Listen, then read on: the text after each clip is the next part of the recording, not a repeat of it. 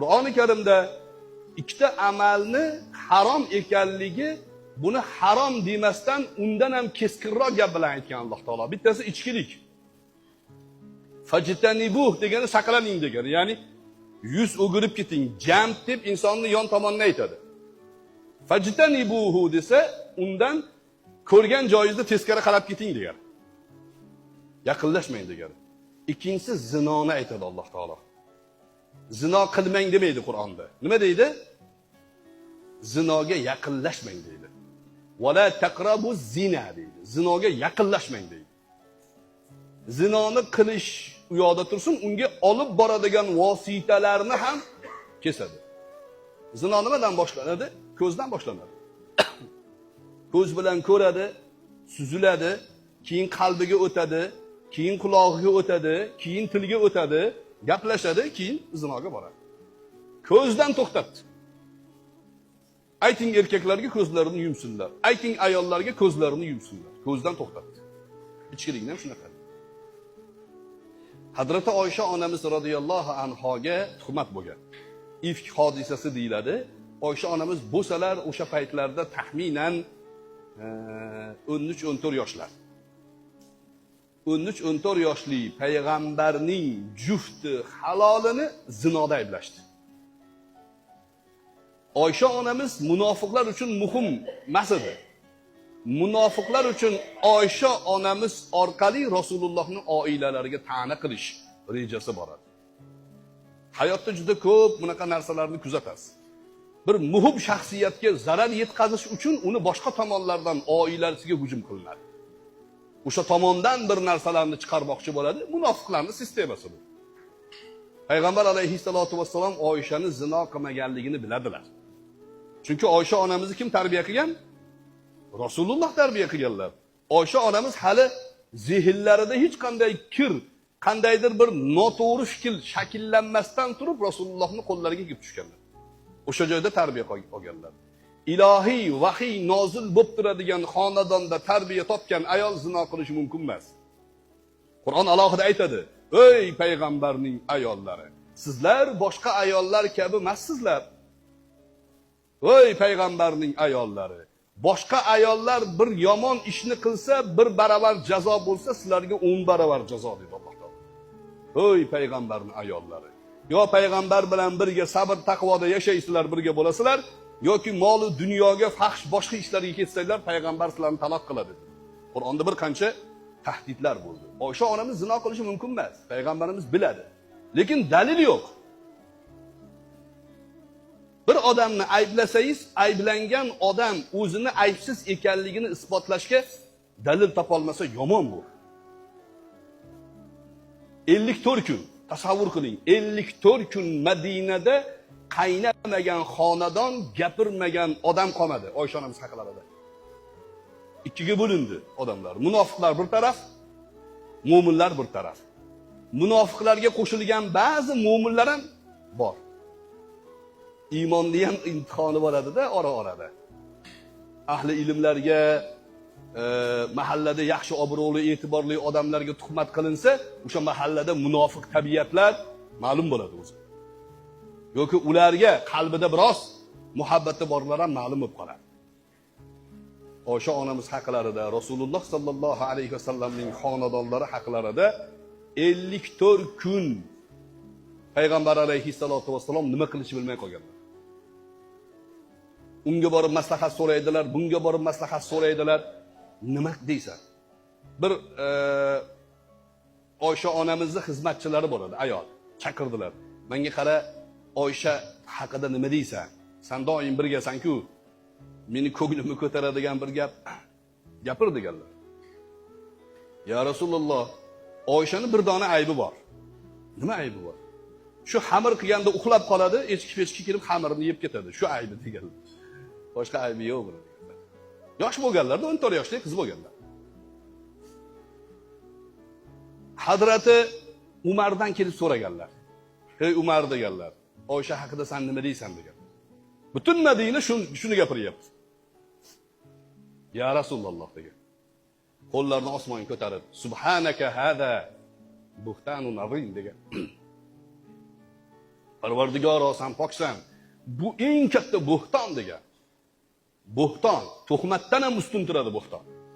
Qilmagan odamni qildi deyish. Bo'xton. Yolg'on aralashgan bo'xton bu. Bilib turib qilinayotgan narsani bo'xton deydi. Hujjati yo'q, dalili yo'q. Subhanaka hada buhtanun azim deganlar Qur'onda Alloh taolo Subhanaka hada buhtanun azim oyatini nozil qildi. Hazrati Umar bu jumlani tuzganlarida shu jumlada oyat nozil bo'ldi. Hazrati Usmonni oldiga kelganlar, "Ey Usmon" deganlar, "Oysha haqida nima deysan?" "Ya Rasululloh" deganlar. "Siz payg'ambarsiz. Sizga har xil bit, burga, kana, shunga o'xshagan narsalar tegmaydi. To'g'rimi? Ha. Sizga mahluqotlardan, hasharotlardan, noma'qul narsalardan birorta narsa pok badaningizga tegmaydi. To'g'rimi? Ha. Alloh taolo sizni pok badaningizga Oyshadek anaqani tegizdirarmidi agar zino qilsa?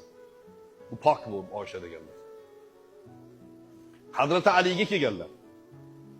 "Ey Ali, nima deysan?" Endi og'ir holatda oilangizga bo'lib turibdi tuhmat. Payg'ambar alayhissalatu vassalomni ko'rib, Hazrati Alining rahmlari kelgan.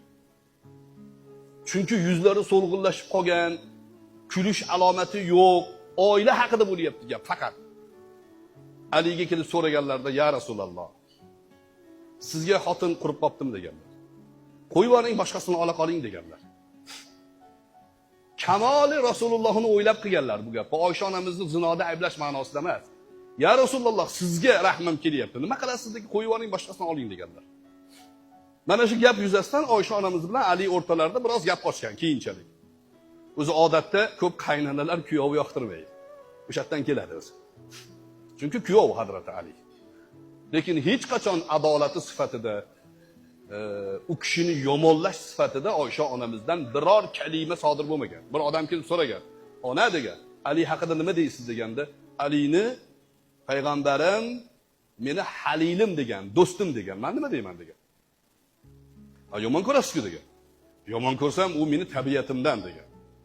Lekin uni g'iybat qilishim, unga orqasidan yomonlashimga sabab bo'lmaydi. Payg'ambar alayhissalatu vassalom bu masalani dalili yo'q, hujjati yo'q, hamma sahobalarni masjidga yiqqanlar. Gap to'xtamayapti, tugamayapti gap. Masjidga yig'ib, mihrobga chiqib, Allohga hamd, salovatlar aytib turib, "Ammo ba'd, ey musulmonlar" deganlar. "Meni oilam to'g'risida kimda qanaqa hujjat bor?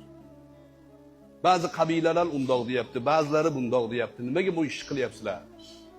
deganda Avs bilan Hazrash degan qabila bor edi. Ikkitasi bir-biri bilan 100 yillab urushgan, Rasululloh kelib yarashtirgandilar buni. Avslikdan bittasi chiqib, "Ya Rasululloh, bu gapni bizdan hech kim aytmaydi. Aytgan bo'lsa Hazrashdan aytgan bo'lishi mumkin" deb Hazratchi to'nkadi. Hazrashdan bittasi turib aytdiki, "Biz buni aytmaganmiz. Nimaga sen bizga to'nkayapsan?" Rasululloh mihrobda turibdilar, masjidda to'polon bo'lib ketgan. Sahobalar. Payg'ambar alayhissalatu vassalom nima qilishni bilmasdan mihrobdan tushib chiqib ketgan. Yana ish yechilmayapti. Uyga kelganlar. Qarasalar Oysha onamiz yotibdilar. Oysha onamiz hali bilmaydi. Faqat muomalalar o'zgarib qolgan Rasululloh. Oldingi iltifot yo'q. Oldingi sevgi, muhabbat izhori yo'q. Kelib aytganlarki, kasallar o'zlari. Chunki yo'ldan kelishgan, biroz shamollash, shunga o'xshagan kasalliklari bor. "Ey Oysha, bor uyingga borib tur" deganlar. Borib turib, Abu Bakr Siddiq radhiyallohu anhu otalarini uylariga borib turganlarida, o'sha joyda ma'lum bo'lgan, o'sha yo'llarda xizmat qilib yurgan ayol aytgan. U ayolni jiyani ham shu gapga aralashganda Oysha onamizni ayblaganlardan bo'lgan. Meni jiyanimni onasi yo'qotib qo'ysin. Shu gapni gapirmaganda edi, shunaqa ish bo'lmasdi deb devoradi Oysha onamizga. Nima gap deganlar Oysha onamiz? "Seni xabaring yo'q. Butun Madina seni gapiryapti" degan. Butun Madina. Nima qildim men? Sen haqingda shunaqa tuhmat. Eyvoh deganlar. O'shanda bilganlar, Rasululloh bu kishiga yaxshi muomala qilmaganlarning sababini. Va nihoyatida bu hodisa juda mashhur. Alloh taolo Qur'onda 10 ta oyat nozil qildi. Oysha onamizning barakotidan bir ayolni, pokiza, iffatli ayolni zinoda ayblagan odam 4 ta guvoh keltirish shart. agar 4 ta guvoh keltira olmasa, darranadi. 80 darra kaltak yeydi. Va abadiyan guvohligi olinmaydi keyin. U odam bir joyga borib men guvohman desa, sen kaltak yeyasan, bor chekara o'tir deyiladi. Ikkita er xotin nikohlanayotgan bo'lsa, guvoh bo'la olmaydi. Jamiyatda obro'si pasaytirib qo'yiladi. Qani guvoh dedilar Rasululloh. Munofiqlarning hammasi o'shdi. Bu ishga aralashgan musulmonlar kaltak yedi. 80 darradan yegan hammasi. Rasulullohning eng yaxshi ko'rgan shoirlari bor edi, shoir. Shu shoir ham aralashgan edi. Hasson ibn Sabit radhiyallohu anhu. Shu gapga aralashgan, Rasululloh uni ham chaqirdilar, qani guvoh dedi. 4 ta guvoh olib kel dedilar. Ya Rasululloh, guvohim yo'q. Yot dedilar, 80 darra urishdi unga. Keyin tavba qilgandan keyin uni guvohligi qabul bo'ladi. Keyinchalik o'sha Hasson ibn Sobit Oysha onamizni maqtab she'r aytganda, meni maqtab she'r aytma, barcha o'tir derdilar. Hazrat Umar radhiyallohu anhuning shunaqa ilhomlari bor edi. O'shaning uchun u kishiga shu ya'ni imtiyozni gapirdilar. Lekin Abu Bakr Siddiq radhiyallohu anhu realist edilar. Voqeaga qarab, siyosatga qarab, ummatni u muammodan olib chiqib ketadigan zakovatga ega edilar. Masalan deylik, Makkadan Madinaga hijrat qilishyapganlari hodisasini bilasizlar, ha? Hazrat Umar radhiyallohu anhu qanaqa hijrat qilganlar? Otda minganlar, qalqonni olganlar, qilichni olganlar, shundoq mushriklarning oldiga borganlar. O'y deganlar. Qaysi biringni xotining tul, bolang yetim qolishini xohlasang chiq, urushamiz degan. Men Makkadan Madinaga hijrat qilyapman, nima deysanlar? Hammasi suvga tushgan mushukday o'tirgan, otni haydab ketganlar. Hech kim g'irring deya olmagan. Lekin Rasululloh sallallohu alayhi vasallam qanaqa hijrat qilganlar? Berkitib, oldin Savr g'origa borib 3 kun vaziyatni o'rganib turib, hamma narsa tingandan keyin suvni bo'yidan Qizil dengiz bo'ylab ketganlar. Kim afzal? Hazrat Rasululloh sallallohu alayhi vasallam Umardan afzal. Umarning ishi bizni havasimizni keltiradi. Qahramon ekan deydi. Lekin Umarning ishini hamma qila oladimi? Yo'q. Kimdan ibrat olamiz? Rasulullohdan ibrat olamiz. Umar bo'lsangiz qiling Umarning ishini, gap yo'q. Lekin Umarning ishini hammadan talab qila olmaymiz biz. Chunki nimaga? U odam mulham odam. Unaqa odamlar sanoqli bo'ladi. Hamma Umar bo'la olmaydi. Bittikda Umar yetadi o'zi.